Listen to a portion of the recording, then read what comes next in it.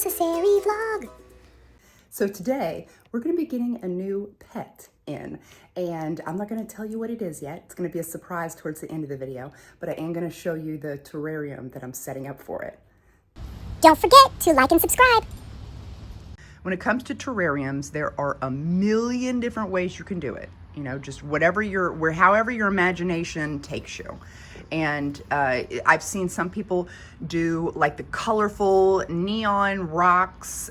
You could do like, you know, fake big flower, you know, like colorful pink, purple flowers if you wanted to, plastic plants. However you want to make it is just fine. But for me, I wanted to go more natural. So I put some pebbles down here for a little bit of drainage, and then some soil here, right up to the level of the door. And then I'm going to put this in here, but I have to saw the legs off so it fit better. And that's just a piece of driftwood I've got. And then after that, I'm gonna add some real plants in here. And then we'll add some other little details as we go along. So here is the final look. I've got some different live plants in there. This one comes over here and comes around. It's gonna just keep on growing. I'll probably twist it up the different branches here once it gets a little bigger. And then this back here, it's only got 2 leaves on it, but it's gonna grow. It's gonna grow big. So once it does, I wanted to give it some space in the back. So as you can see, there's a lot of empty space here, but don't worry, because once this grows in, which won't take too long, it'll grow up real tall and through the back here. And then I threw in a couple little colorful turquoise stones because I thought it looked cute. But yeah, so I think this will work out perfectly. I ended up making a little, I don't know what you want to call this, like a hammock or a bridge. Yeah, not a hammock, more of a bridge type of thing. I got some twine, and I did like a crochet type of knot, just real loosely. And then I just put it's just connected by magnets on each side, so I can move it however I want. But I think that's a really nice addition here. We are on our way to pick up our new little furry friend. Are you excited, Lily? Yes. That means yes in Japanese. That means yes in Japanese. She's learning Japanese stuff. She loves anything Japanese. She loves it right now. Well, why don't you say something in Japanese? Konnichiwa, mizu kudasai. Okay, we picked her up. Have you all figured out what furry little friend we have in the box yet? Lily, what were you wanting to tell them in Japanese? What were you want to say? Subscribe. Kudasai to arigatou gozaimasu. Okay, guys. Konnichiwa. We're gonna open her up right now. If you guys guessed what it is, please leave a comment below. I don't know. Sign my cat. Okay, comes with some stickers. I claim. Oh, I definitely want to keep the stickers here. Oh no. Okay, we'll keep the stickers there.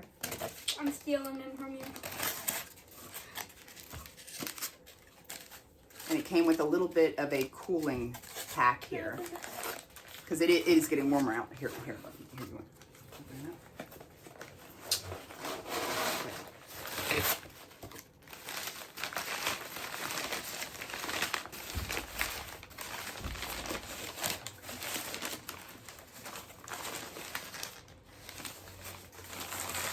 Our little furry friend is small.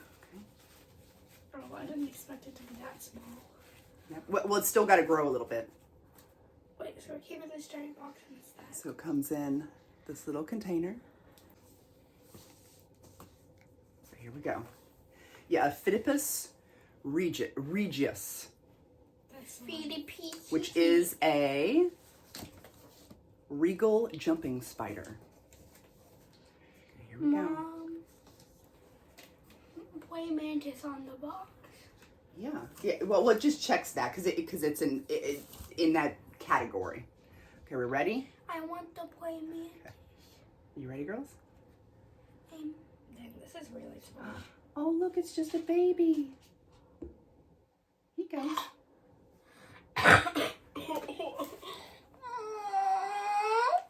It's just a baby. It's still got to grow. It's just a juvenile. Can I? Yeah. I'm gonna try to see if I can get the camera to focus on this. This is more proof See? that our house is a literal zoo. Wait. Yeah, our house is a literal zoo. Hi, buddy. Here, let's try to see if it'll. Come on, focus. Focus, camera, focus. Here, maybe we'll. Yeah, the camera is not wanting to focus. Yeah, look. Oh, you're so cute. Kissy. You're precious. Oh my goodness. Okay, you want to hold it? I'm scared if I drop him. Yeah, it'd be okay. All right. Oh, there he goes. He likes you. You see if Juliana wants to, if he'll jump onto Juliana's hand. Give him a little nudge. Jay wants to stay with me. Boop.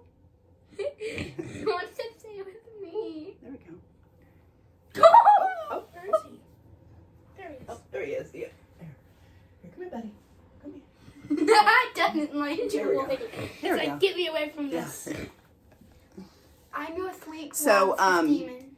So it will get bigger, obviously, as it ages. I'll try to get some better shots for you a little bit later of what this looks like up close. But I do have a picture of the mama. I'll go ahead and show you a picture up here of what the mom looks like. Can I carry it while you do it? Okay, you wanna put him back in his enclosure? Yeah. You like me? Just put him on the rope. Here we go. Here, let's put him back in there. Okay, it's time to put you in your little cage, buddy. Ooh, okay, there. Oh, there we go. There we go. He Okay. already went.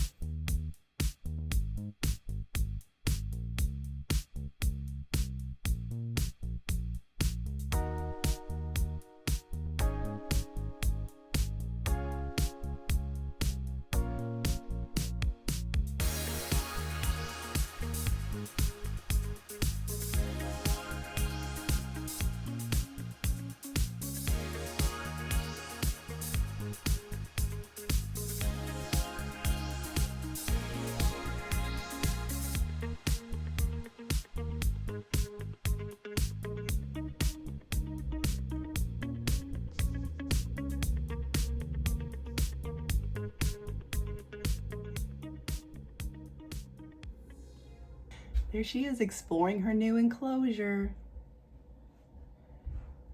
Now, I specifically bought this type of enclosure because with jumping spiders, she's gonna build her home. It's a she, by the way. She's gonna build her home somewhere up top here. So you need an enclosure that opens from the side. Now, yes, this one does open from the top as well, but that's mainly to be able to build the enclosure. Once she starts building her little house up here, I'm not gonna touch the top thing here. Unless I'm planning on transporting her to like a newer enclosure or something. Because every time you open this to feed them, to give them water, you're gonna be destroying their house every time. And it's gonna get annoying over time. You know, it's gonna be annoying for her. So, so that's why you want an enclosure that opens from the side like this.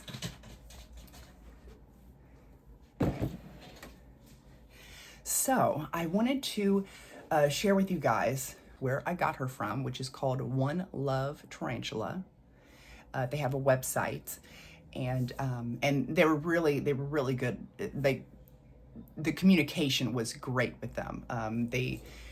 As soon as you place your order, they contact you through email, and they won't ship the animal until they have contact with you. And then you pick out a particular date that you will be able to pick it up, and then they do an overnight shipment, and then you go pick it up the next day, you know. So we're in constant contact the whole time, making sure that nothing, you know, nobody gets lost in the mail or anything. But yeah, so with spiders, they feel most comfortable and calm. If they're going to be traveled, they want to be in a tight little dark area. The paper towel is like moistened a little bit. It's not soaking wet, but it's a little moist, so they stay hydrated, and that to them is a safe place. You know, that's where we find spiders out in the wild. I mean, yes, sometimes they're crawling around and stuff, but you know, like they feel the safest when they're like underneath of a rock or something, or in like a little damp crevice in your basement somewhere. You know, that's where spiders feel the safest, and so that's why they transport them in that way. And you know, if it was a puppy or a human, we need different needs to be transported.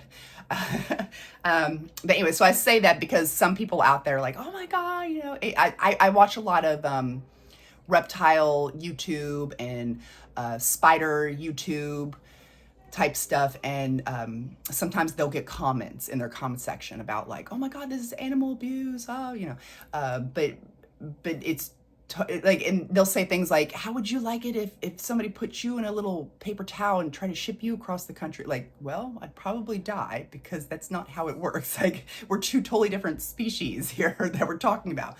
But yeah, that's how I got my snakes as well. They came, they always come, if it's super hot in the summer, they always come with a cooling pack inside to keep everything nice and cool. Or if it's wintertime, they will have a heating pad attached to the inside of the box to keep them nice and warm.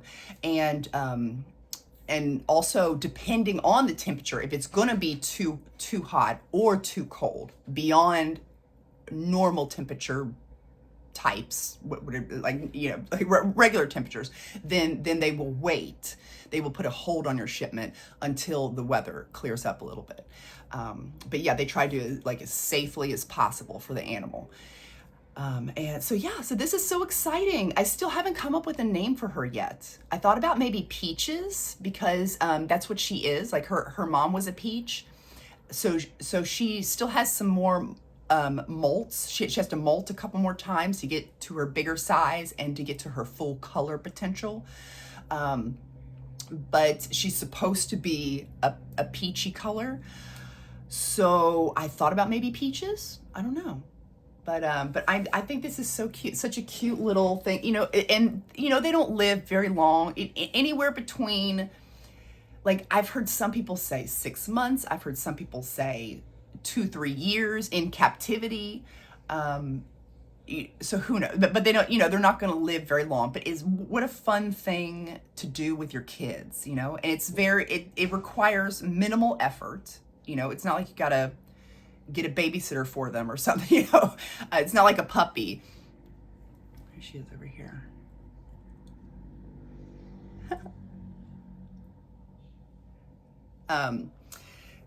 All I have to do is spray the enclosure down, not like heavily. Like, I'll actually show you. I will actually show you. Where's my spray bottle? I'll actually show you what I would do. Let me look this up. Where is she? Shut there. Well, let me get it going. Okay, there we go. That's all you need. That's all you need. So you're not like spraying it down heavily. You're just spraying like a little splits out there, and it will drink the droplets on there. You can also use a little water dish, but the spider can drown in it. So if you're gonna do a water dish, you wanna make sure it's very, very shallow, or like put little rocks in the bottom of the dish. That way it's still got water on it, but they can, you know, walk around, like they're not gonna drown in it. I've seen some people use sponges. You can soak the sponge in water, and then the spider will come up and soak it up. But yeah, just spritz with a little bit of water, and then they also need a cricket, you know, a cricket, you know, every now and then, about once a week, twice a week in that area, you know, just depending on the spider's needs, because its abdomen, it will shrink down smaller when their belly's more empty, and then when they're full and they're happy, you know, they're fed and they're full, it will be bigger. And also, fun fact about jumping, so not only are they're super friendly, they're super sociable, like they're very curious, they want to watch you all the time. Like, she's watching me right now. Like, she's got, because they have amazing eyesight, because they're not like most spiders that they will build a big web and then the prey will come to them. You know, they'll catch their prey in their traps. That's not what jumping spiders do. Jumping spiders actually go out and hunt. So they have to have excellent eyesight. So they have great eyesight. They have almost a 300, like they have 365-degree vision. The two eyes at the front are their main eyes. Those are like telescopic, and they can move around, see really good. The other 6 eyes that go around pick up more light and some motion and stuff. So you can never jump up, or I'm sorry, you can never sneak up on a jumping spider, because they will know you're coming, because they can see, they have eyes in the back of their head. But they're really friendly with kids, and you know, they're not, I don't know, they're not like other spiders. They're just so cute and friendly. I just love them. I love watching videos about them. And believe it or not, I used to have a severe fear of spiders, because when I was little, my parents let me watch that movie, Arachnophobia. And oh my goodness, ever since then, till this day, I still have to lift up a toilet seat and check to make sure there's no spiders underneath the toilet seat before I will sit down on a toilet seat to go to the bathroom. Every single time, it's become a habit now, because I was that deathly afraid of spiders. When I was younger, for several years, I would sleep with my legs crossed, like a crisscross type of style, laying down, because I was afraid there would be spiders at the very end of the bed that would come get me. And then I used to have nightmares about them all the time. Like, oh my gosh, I'm deathly afraid of spiders. But over time, I was like, you know, why is that? What is it? So I do more research, and I stumble across these cute spiders, and I'm like, you know what? They don't look that scary to me as what I portrayed them in my head. And they're just so friendly. So now I love spiders now. Now I can't say I'll be picking up a tarantula anytime soon. That's a bit much, but this is definitely a step, you know, away from that fear, away from that phobia. But yeah, you probably would have never known it, but I had a deathly fear of spiders throughout most of my life. Now, the jumping spiders that I have in my area are the bold jumping spiders, which are still super cute and stuff, but I really had my heart set on a regal jumping spider, which gets a little bit bigger and their coloring is a little different. So that's why I looked outside of Kentucky to find it. But yeah, so I have a feeling this is where she's gonna build her nest, because of that, where that log butts up there. I think she's gonna love that. But yeah, just such a fun little pet, especially if you got a family. Like, they're gonna love it, just looking at the enclosure and watching the spider, and the spider will watch them back because they're so curious. And anyway, so I hope you guys enjoyed this video. Thank you so much for watching, and I will see you later.